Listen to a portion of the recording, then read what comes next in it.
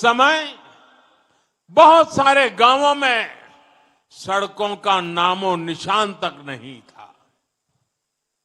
अब आज छत्तीसगढ़ के गांवों में सड़कों का नेटवर्क 40,000 किलोमीटर तक पहुंचा है।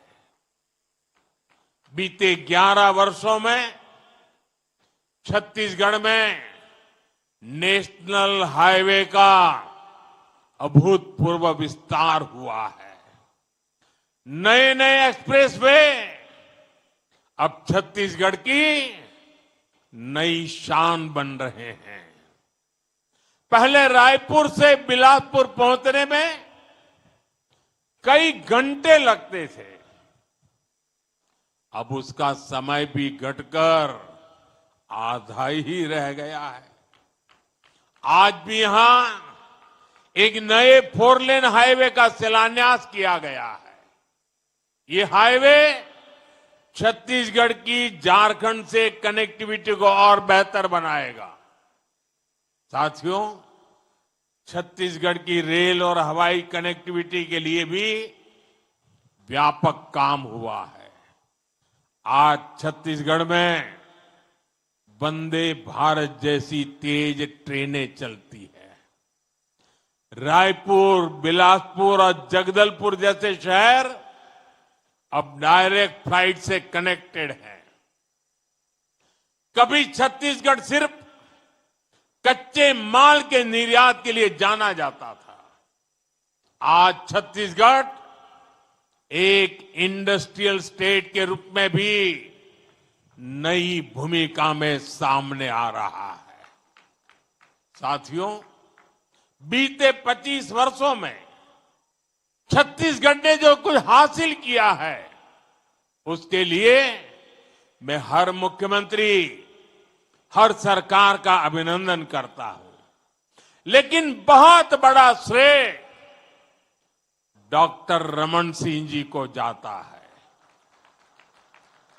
उन्होंने तब छत्तीसगढ़ को नेतृत्व दिया जब राज्य के सामने अनेक चुनौतियां थी। मुझे खुशी है कि आज वो विधानसभा के अध्यक्ष के तौर पर अपना मार्गदर्शन दे रहे हैं और विष्णुदेव साय जी की सरकार छत्तीसगढ़ के विकास को तेज गति से आगे ले जा रही है।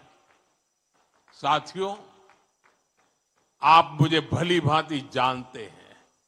आज भी जब मैं जीप से निकल रहा था, बहुत पुराने पुराने चेहरे में देख रहा था। बहुत मुझे मन को बड़ा संतोष हो रहा था। शायद ही कोई इलाका होगा जहां मेरा जाना न हुआ हो, और इसलिए आप भी मुझे भली भांति जानते हैं। साथियों, मैंने गरीबी को बड़े निकट से देखा है। मैं जानता हूं गरीब की चिंता क्या होती है, गरीब की बेबसी क्या होती है। इसलिए जब देश ने मुझे सेवा का अवसर दिया तो मैंने गरीब कल्याण पर बल दिया। गरीब की दवाई, गरीब की कमाई, गरीब की पढ़ाई और गरीब को सिंचाई की सुविधा, इस पर हमारी सरकार ने बहुत फोकस किया है। मैं आपको एक उदाहरण देता हूं। साथियों, 25 साल पहले हमारे इस छत्तीसगढ़ में सिर्फ एक मेडिकल कॉलेज था, एक। आज छत्तीसगढ़ में 14 मेडिकल कॉलेज है। हमारे रायपुर में एम्स है।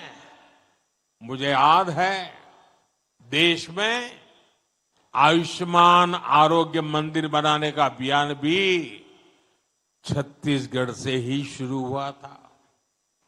आज छत्तीसगढ़ में करीब 5,500 से अधिक आयुष्मान आरोग्य मंदिर है।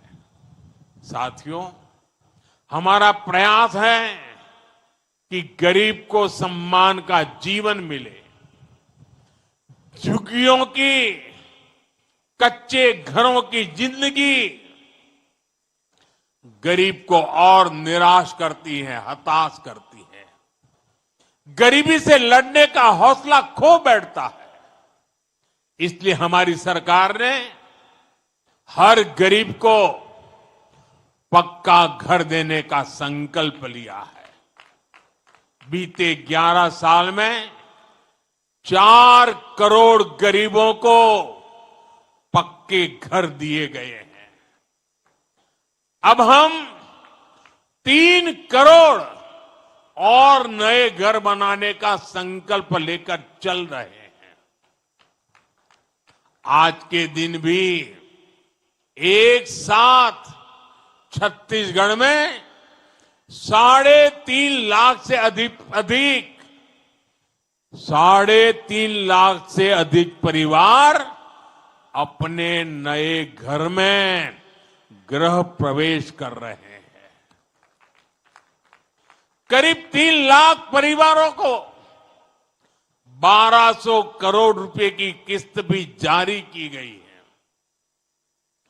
साथियों, ये दिखाता है कि छत्तीसगढ़ की भाजपा सरकार गरीबों को घर देने के लिए कितनी गंभीरता से काम कर रही है।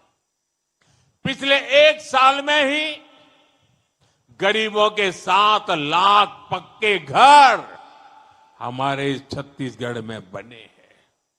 और ये सिर्फ आंकड़ा नहीं है, हर घर में एक परिवार का सपना है, एक परिवार की अपार खुशियां समाई है।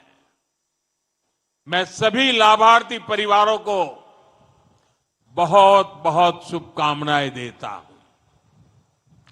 साथियों, छत्तीसगढ़ के लोगों का जीवन आसान बने, आपके जीवन से मुश्किलें कम हो, इसके लिए हमारी सरकार लगातार काम कर रही है। आज छत्तीसगढ़ के गांव-गांव में बिजली पहुंच चुकी है। जहां बिजली नहीं आती थी, वहां आज जमाना बदल गया। आज तो वहां इंटरनेट तक भी पहुंच चुका है। कभी सामान्य परिवार के लिए गैस का सिलेंडर, एलपीजी गैस कनेक्शन बहुत बड़ा सपना होता था। एक आध घर में जब गैस सिलेंडर आता था, लोग दूर से देखते थे, ये तो अमीर का घर होगा, उसके घर आ रहा है, मेरे घर कब आएगा। मेरे लिए मेरा हर परिवार गरीबी से लड़ाई लड़ने वाला परिवार है, और इसलिए उज्ज्वला गैस का सिलेंडर उसके घर पहुंचाया। आज छत्तीसगढ़ के गांव, गरीब, दलित, पिछड़े, आदिवासी परिवारों तक भी गैस कनेक्शन पहुंच चुका है। अब तो हमारा प्रयास सिलेंडर के साथ ही जैसे रसोई घर में पाइप से पानी आता है ना, वैसा पाइप से सस्ती गैस पहुंचाने का भी हमारा संकल्प है। आज ही नागपुर झारसुगुड़ा गैस पाइपलाइन राष्ट्र को समर्पित की गई है। मैं इस परियोजना के लिए भी छत्तीसगढ़ के लोगों को बधाई देता हूं।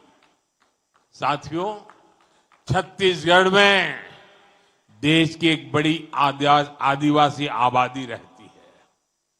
ये वो आदिवासी समाज है जिसका एक गौरवशाली इतिहास रहा है, जिसने भारत की विरासत और भारत के विकास के लिए बहुत बड़ा योगदान दिया है।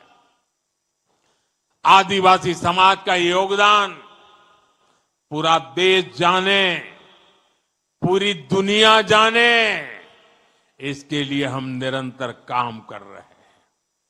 देश भर में आदिवासी स्वतंत्रता सेनानियों के संग्रह बनाना हो, संग्रहालय बनाना हो, या भगवान बिरसा मुंडा के जन्म दिवस को जनजातीय गौरव दिवस घोषित करना हो, हमारी कोशिश यही है कि आदिवासी समाज के योगदान का हमेशा गौरव गान होता रहे।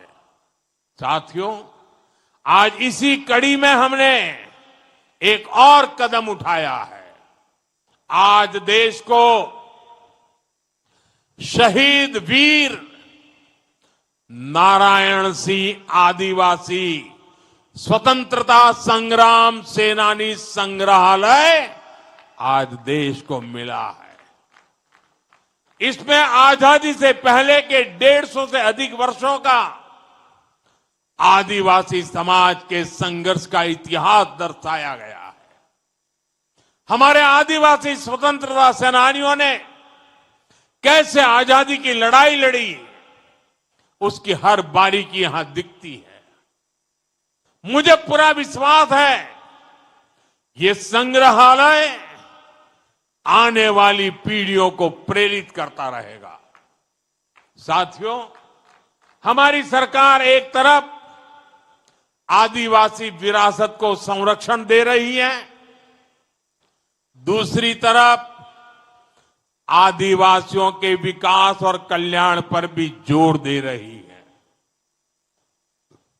धरती आबा जनजातीय ग्राम उत्कर्ष अभियान देश के हजारों आदिवासी गांव में विकास की नई रोशनी पहुंचा रहा है। ये करीब 80,000 करोड़ रुपए की योजना है। 80,000 करोड़। आजाद भारत में इस स्केल पर आदिवासी इलाकों में काम कभी नहीं हुआ। ऐसे ही सबसे पिछड़ी जनजातियों के विकास के लिए भी पहली बार कोई राष्ट्रीय योजना बनी है। पीएम जन मन योजना के तहत पिछड़ी जनजातियों की हजारों बस्तियों में विकास के काम हो रहे हैं। साथियों, आदिवासी समाज पीढ़ियों से वन उपज इकट्ठा करता है। ये हमारी सरकार है जिसने वन धन केंद्रों के रूप में वन उपज से अधिक कमाई के लिए अवसर बनाए, तेंदुपत्ता की खरीदी के बेहतर इंतजाम किए। आज छत्तीसगढ़ में तेंदुपत्ता संग्राहकों को भी पहले से कहीं अधिक पैसा मिल रहा है। साथियों, मुझे आज इस बात की भी बहुत खुशी है कि आज हमारा छत्तीसगढ़ नक्सलवाद, माओवादी आतंकी बेड़ियों से मुक्त हो रहा है। नक्सलवाद की वजह से आपने 50-55 साल तक जो कुछ झेला वो पीड़ादायक है। आज जो लोग संविधान की किताब का दिखावा करते हैं, जो लोग सामाजिक न्याय के नाम पर घड़ियाली आंसू बहाते हैं, उन्होंने अपने राजनीतिक स्वार्थ के लिए आपके साथ दशकों तक अन्याय किया है। साथियों, माओवादी आतंक के कारण लंबे समय तक छत्तीसगढ़ के आदिवासी इलाके सड़कों से वंचित रहे। बच्चों को स्कूल नहीं मिले, बीमारों को अस्पताल नहीं मिले, और जो जहां थे बम से उड़ा दिया जाता था। डॉक्टरों को, टीचरों को मार दिया जाता था, और दशकों तक देश पर शासन करने वाले आप लोगों को अपने हाल पर छोड़कर वे लोग एयर कंडीशन कमरों में बैठकर अपने जीवन का आनंद लेते रहे। साथियों, मोदी अपने आदिवासी भाई बहनों को हिंसा के इस खेल में बर्बाद होने के लिए नहीं छोड़ सकता था। मैं लाखों माताओं बहनों को अपने बच्चों के लिए रोते बिलखते नहीं छोड़ सकता था। इसलिए 2014 में जब आपने हमें अवसर दिया तो हमने भारत को माओवादी आतंक से मुक्ति दिलाने का संकल्प लिया और आज इसके नतीजे देश देख रहा है। 11 साल पहले देश के 125 जिले माओवादी आतंक की चपेट में थे और अब 125 जिलों में से सिर्फ 3 जिले बचे हैं। 3 जहां माओवादी आतंक का आज भी थोड़ा रुबाब चलाने की कोशिश हो रही है, लेकिन मैं देशवासियों को गारंटी देता हूं, वो दिन दूर नहीं जब हमारा छत्तीसगढ़, हमारा हिंदुस्तान, इस हिंदुस्तान का हर कोना माओवादी आतंक से पूरी तरह मुक्त हो जाएगा। साथियों, यहां छत्तीसगढ़ के जो साथी हिंसा के रास्ते पर निकल पड़े थे, वो अब तेजी से हथियार डाल रहे हैं। कुछ दिन पहले कांकेर में 20 से अधिक नक्सली मुख्य धारा में लौट आए हैं। इससे पहले 17 अक्टूबर को बस्तर में 200 से अधिक नक्सलियों ने आत्मसमर्पण किया था। बीते कुछ महीनों में ही देश भर में माओवादी आतंक से जुड़े दर्जनों लोगों ने हथियार डाल दिए हैं। इनमें से बहुतों पर लाखों करोड़ों रुपए का इनाम हुआ करता था। अब इन्होंने बंदूकें छोड़ करके, हथियार छोड़ करके देश के संविधान को स्वीकार कर लिया है। साथियों, माओवादी आतंक के खात्मे ने असंभव को भी संभव कर दिखाया है। जहां कभी बम बंदूक का डर था, वहां हालात बदल गए हैं। बीजापुर के चिक्कापल्ली गांव में 7 दशकों बाद पहली बार बिजली पहुंची। अबू जमाड़ के रेकावया गांव में आजादी के बाद पहली बार स्कूल बनाने का काम शुरू हुआ है। और पुवर्ती गांव के जो कभी आतंक का गढ़ कहा जाता था, आज वहां विकास के कामों की बयार बह रही है। अब लाल झंडे की जगह हमारा तिरंगा शान से लहरा रहा है। आज बस्तर जैसे क्षेत्रों में डर नहीं, उत्सव का माहौल है। वहां बस्तर पंडुम और बस्तर ओलंपिक जैसे आयोजन हो रहे हैं।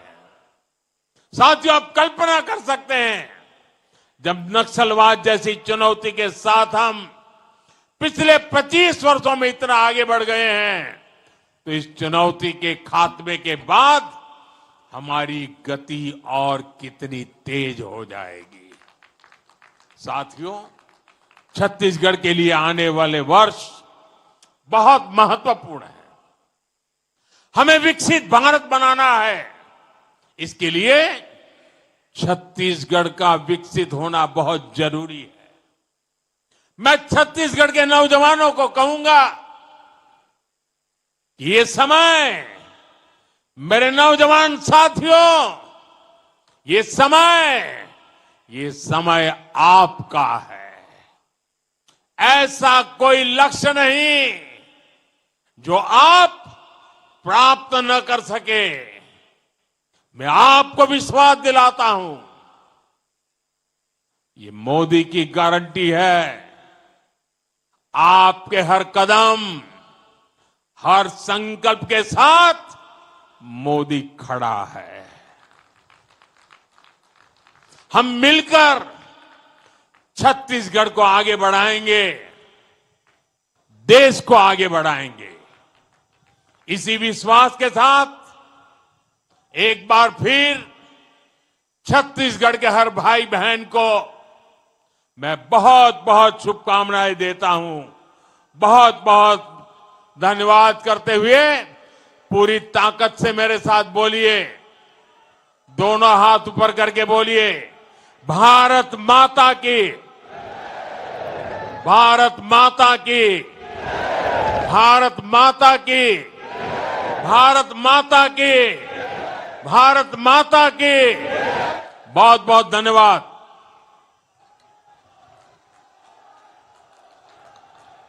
बहुत बहुत आभार माननीय प्रधानमंत्री श्री नरेंद्र मोदी जी का। आप सबकी करतल ध्वनि के साथ ये अभिनंदन के पल हैं, आभार के पल हैं। माननीय प्रधानमंत्री महोदय का नेतृत्व, उनका मार्गदर्शन, उनका एक एक शब्द हम सब के लिए प्रेरणा है और उस प्रेरणा स्रोत से हमें आगे बढ़ने की ऊर्जा मिलती है। आइए हम सब मिलकर, छत्तीसगढ़ वासी मिलकर आभार व्यक्त करें माननीय प्रधानमंत्री श्री नरेंद्र मोदी जी का। मां कौशल्या की पावन धरा छत्तीसगढ़ के प्रति आपका स्नेह और आपकी कृपा यूं ही बनी रहे। प्रदेश विकसित हो, देश विकसित हो, यही छत्तीसगढ़ के 3 करोड़ वासियों की प्रार्थना।